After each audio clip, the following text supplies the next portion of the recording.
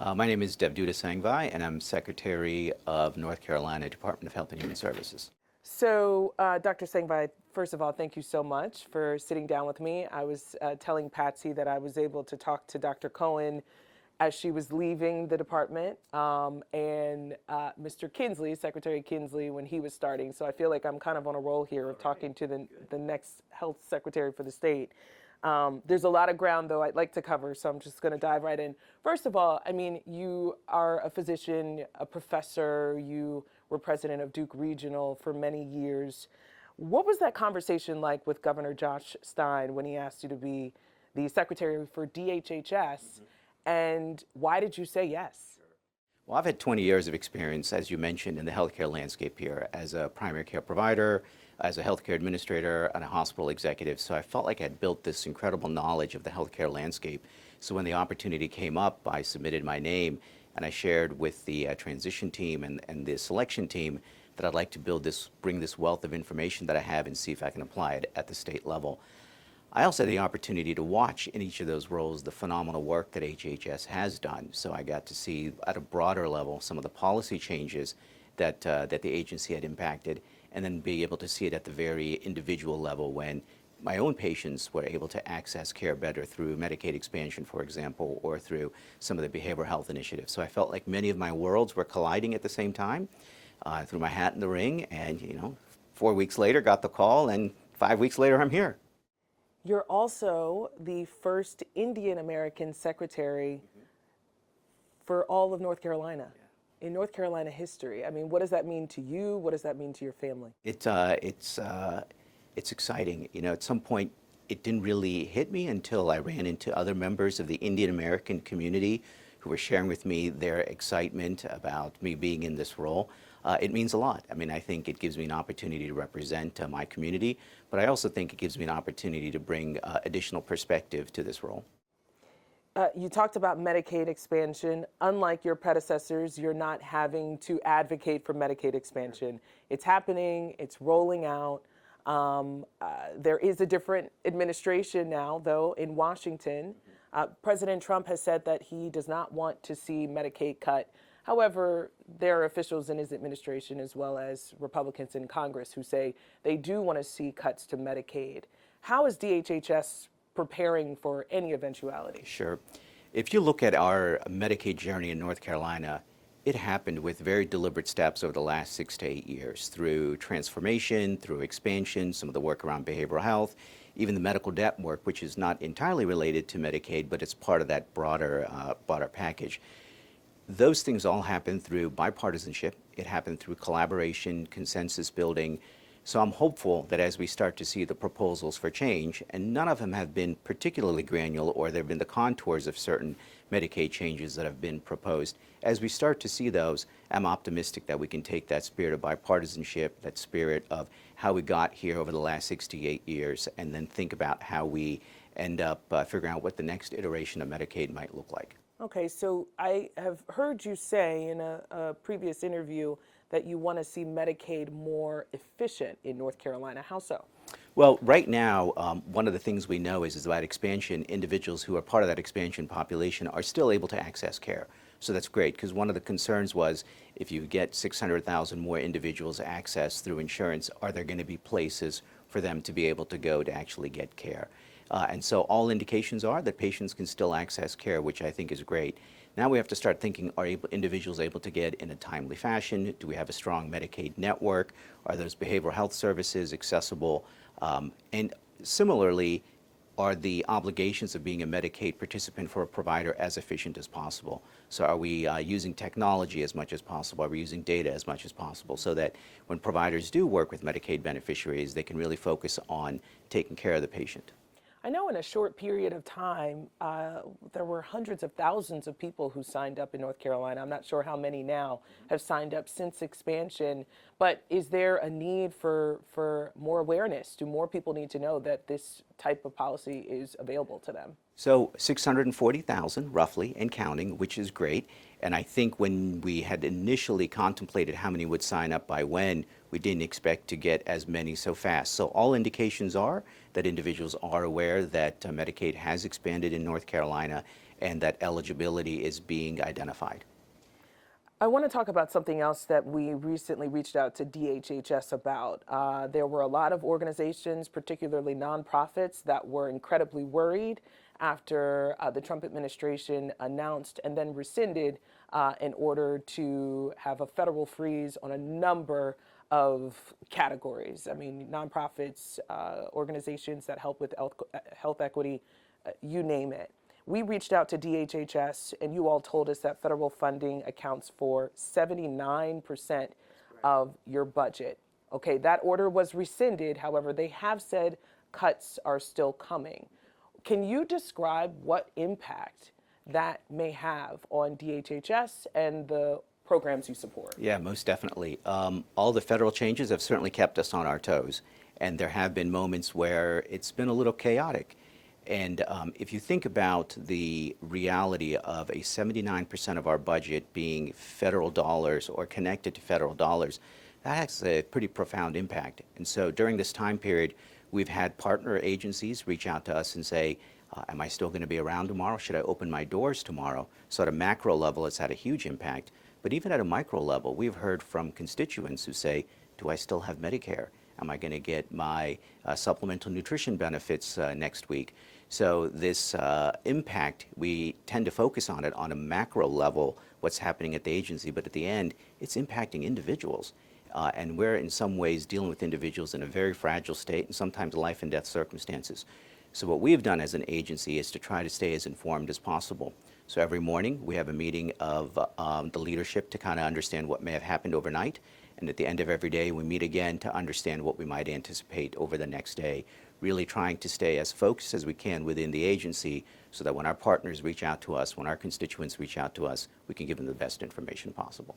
So when you're having that conversation every morning, are you getting more information from the federal government about which particular areas are going to be targeted? It depends. A lot of it is based on experience, and so if there's something we had expected to happen over the course of the day that didn't happen, that informs us whether or not it will be a program, for example, that may be available later on. If we learn from others that a program that is had been suspended for a short term has now come back on, it really is day by day trying to understand what's still working in the way that it was previously working and what may have changed. Can you give me an example of a program that might lose funding? Sure. I'm not specific about what might lose funding, but I can tell you a little bit about that dynamic we've experienced. So early on, we were informed that Medicaid was not going to be, if you will, shut down. And the system we used to communicate at the federal level was not communicating. Then we got federal guidance that there was a glitch in the system, if you will, and it was working again. And then we were able to actually have some of our transactions occur through that system. So it's that level of back and forth that we need to focus on to make sure that we are actually having our systems run the way we want them to. If you do lose billions in funding, how are you all preparing for that? And that really is one of the things we need to take into consideration. I want to go back to what I said earlier. We have one of the best Medicaid systems in North Carolina, and we put that together over the last 6 to 8 years with bipartisan support. So again, I'm hopeful that we can use collaboration, consensus building to respond to anything that might happen at a federal level. Are you hoping then, am I hearing right, that the state will come in and help wherever you lose money?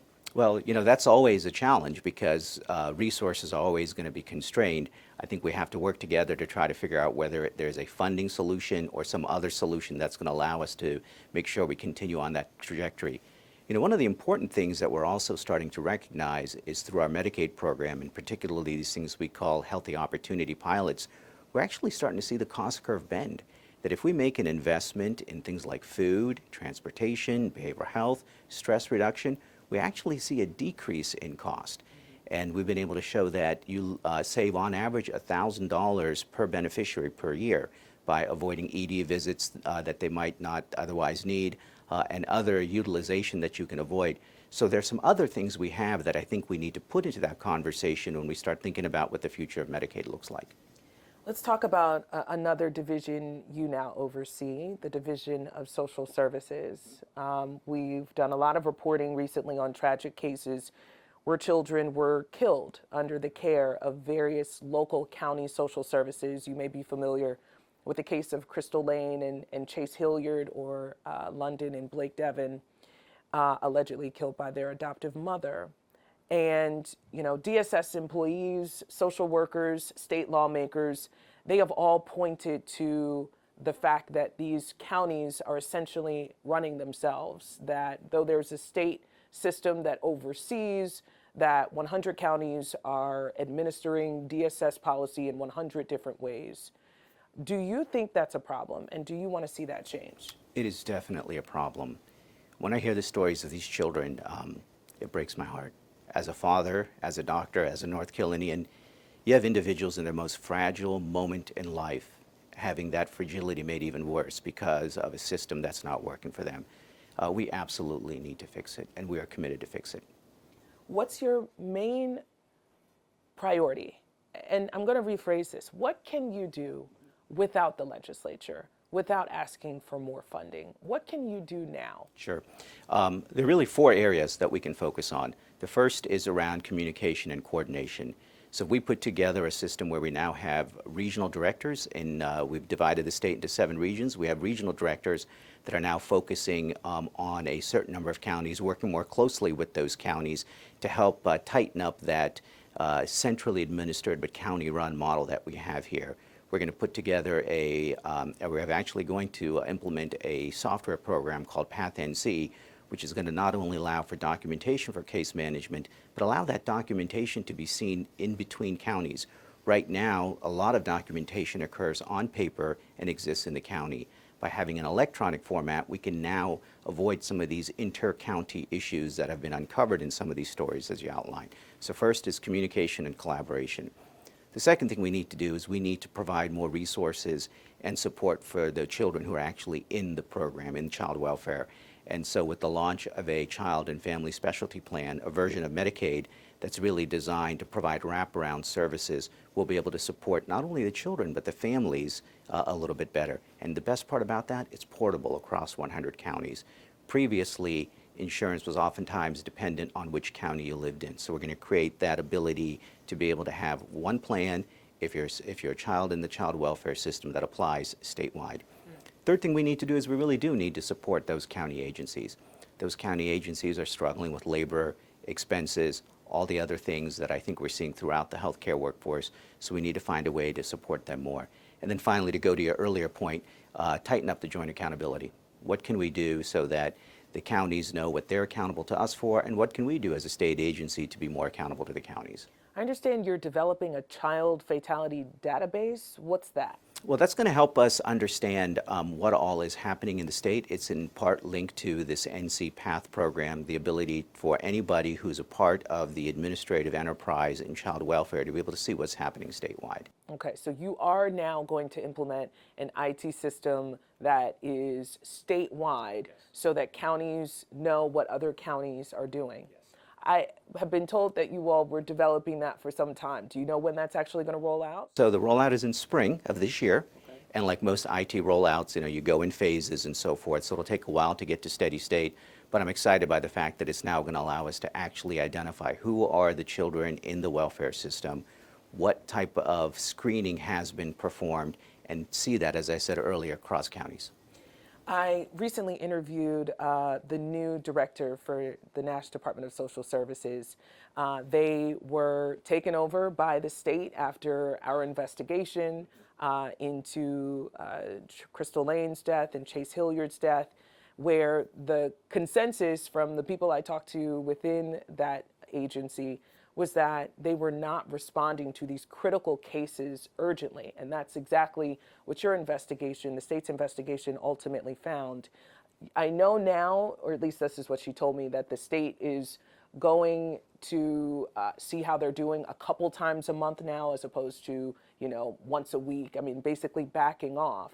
Is that something that you need to do in every agency? Go to every agency and visit a couple times a month? She also said you're taking cases and examining them at random. I mean, is this something that should be implemented statewide instead of just an agency that's recently been investigated? Yeah, I think that joint accountability that I mentioned earlier is exactly that. That may be one of the models. How do you create tighter accountability between the county and this agency? And if it means having more frequent visits or creating thresholds for more frequent visits. Again, the data that we're going to get out of the NC PATH program is really going to help us identify that. Logistically, it can be a challenge, but if it's going to require us to have more face-to-face visits across all 100 counties to create some level of standardization without losing the importance of the local connection, we're going to have to do it. You know, I know you weren't here when these things happen, but there is a lot of concern also among state lawmakers about not enough oversight for DHHS, that basically they can recommend something and the counties can do what they want with that recommendation. When you came in, what was the first thing that you said, this has got to change? Yeah, it's exactly that. It's this looseness, if you will, between the county and the state. And it gets back to this concept of joint accountability. What really are the expectations that the agency should have of the counties? Are we ensuring that the individuals are aware of the expectations? If there are performance standards that we're interested in, do they have the right tools and education to be able to achieve that? And then the ongoing measuring and monitoring to ensure that they're able to adhere to whatever standards and joint accountability that we've identified. It was interesting that there was it wasn't DSS, but there was another organization that did a background check on Avante Devon, the adoptive mother who's accused of those murders. Is that something that the state wants to continue to do, to allow these third parties to do background checks and to get recommendations? Or do you think that that should be something that the state or DSS is doing? Yeah, that's a great question. You know, we're looking at everything to understand where can we ensure that a child that's put into a foster home situation is put into a safe foster home where the threats and type of stress that they've had that actually got them into the foster system isn't replicated. So we're looking at all options that are available to us to ensure that when that connection happens between child and foster parent, it just doesn't end there, that there is this ongoing accountability. What would you say your style of leadership is? Yeah. I'm data-driven. I like to see data. Again, this gets back to the whole idea of why I think software tools and other things are going to be helpful. I want to see accountability. I want to be accountable to others and those who are accountable to me and to the system to ensure that we're giving the tools and techniques to be accountable. I also like to have fun. I mean, at some point, this kind of job can be very demanding, very stressful, so you have to find opportunities to have fun. I was talking to you before the interview at how it seems that DHHS is at the nexus of so much Everything. right now. Yeah, right. Have you come in and felt like it's overwhelming, or you're ready to go? It's getting better. We have 33 divisions at DHHS, and so my intent is to do a deep dive into each of those, so it's going to take some time. But it is a mega agency. It can seem daunting at times, but we have a great team here, and the team has been incredibly helpful to help me understand what are the priorities, what are the areas that we need to focus on, where you can learn about more parts of the agency by focusing in one part. So I'm getting there. It's the fifth week. At times it feels like the fifth month, but I'm getting there. Thousands of doctors have spoken up about some of the things that Robert F. Kennedy Jr. has said that have not been factual. Whether it's him saying, I have a quote here, that the CDC approved COVID-19 vaccines without any scientific basis, or suggesting vaccines can cause autism in children. Would you speak up or contradict a federal official if you felt that something that they were saying was not a fact? Yeah. We have to focus on the facts. You're exactly right. So I believe individuals want information that's timely, that's understandable and factual. And so we're going to focus on making sure that the communications that we have to our constituents focus on those three things. Are you concerned at all about what may be coming from the federal level when it comes to health, when it comes to science? Sure. Understanding what signal from noise can be incredibly difficult, even for those familiar with the healthcare system. So you can imagine if you don't have familiarity and it's a topic that's perhaps scary or worrisome, it can be a challenge. And so I think I go back to what I said earlier, then it becomes incumbent on this agency to be able to communicate clearly and timely and factually what exactly is important, what people need to do, what needs to be done by when. I think that this agency has actually enjoyed a pretty good reputation with the public in terms of being an honest broker of that type of information, and we have to continue in that. Disinformation in public health and in healthcare has only gotten worse, though, since the pandemic. Sure. How do you attack that as the next secretary, not just coming from the federal level, but also coming from social media, coming from a lot of different sources where people are getting information that's not correct. Yeah, I look back to my own experience as a physician during this time period when there was a time when vaccination was so easy to offer to patients and it was almost automatic, if you will. Now, providers are having to have a more detailed conversation about vaccination, even some of the things that we would offer pretty routinely. What's represented in there is the need to have dialogue. What's also represented there is a need to probably have that dialogue more than once. With my own patients, when the COVID vaccine came out, many of them were saying, should I take it? Should I get it? I'd explain to them the pros and the cons, explain to them why I think it's really good that they should get it. Oftentimes they would come back and say, okay, I'm going to think about it. And we have to be prepared that if we want to be a true and honest source of information, that we may have to repeat that information with individuals and engage in an ongoing dialogue. And I think that's what the agency is going to need to do, because you're absolutely right. There's a lot of other information out there. And I think if you stay on point, stay consistent with the message, focus on the facts, you can overcome some of that noise that you have and be the true signal. Do you think it's gotten worse in recent years? I think as a physician, I think there has been more sources of contrary information or other information that I've seen when I've been taking care of patients that's now requiring a little bit more of a dialogue. But I don't honestly think that's entirely bad, because I think you need to have that type of relationship where you are co-decision makers, that you are looking at the information side by side and understanding what works and doesn't work. So I think what I have taken as a doctor on that one-to-one level, I just have to now take it to 1 to 11 million. Dr. Sangvai, thank you so much for your time and best of luck to you. Great, thank you very much.